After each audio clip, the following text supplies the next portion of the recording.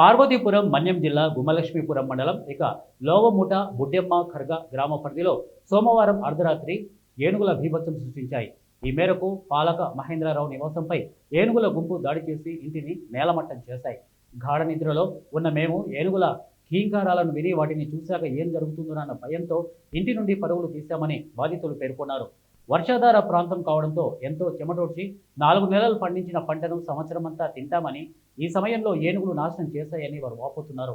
ఏనుగుల గుంపు దాటికి పరిసరాలన్నీ చిందరవందరయ్యాయని, ఆ ప్రాంతమంతా భయానకంగా మారిందని ఆవేదన వ్యక్తం చేస్తున్నారు. ఏనుగులను అటవీ ప్రాంతానికి తరలించి వాటి బారి నుండి రక్షించాలని ఏజెన్సీ గిరిజనులు ప్రభుత్వాన్ని కోరుతున్నారు.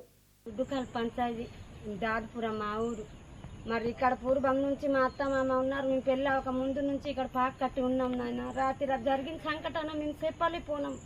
చెప్పనడికి కూడా భయం వేసేస్తుంది. చచ్చిపోతాం. మరి 10 నిమిషాలతోటి పరిగెట్టి వెళ్ళాం ఇలాగ అరుపులతోటి. మరి ఉంటే చచ్చిపోతాం. మరి నిద్ర మత్తులోనో బతికి పరిగెట్టి వెళ్ళిపోనాం. లేకపోతే చచ్చిపోతాం. మరి 10 నిమిషాలే మాకు లేపించింది. దేవుడు మాకు కాపాడు. మాది మా దుట్టుకల పంచాయతీ అండి, దాదుపురం గ్రామము. ఇక్కడ చాలా పుట్టుపూర్వం నుండి ఈ ఏరియాలో ఇక్కడే వ్యవసాయం చేసి కష్టపడి ఇక్కడ బ్రతుకుతున్నాము.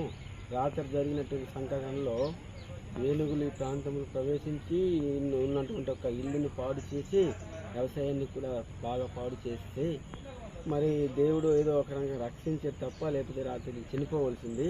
దీనికి వెంటనే చర్య తీసుకుని దీన్ని ఒక న్యాయం చేస్తారని కోరుతున్నామండి.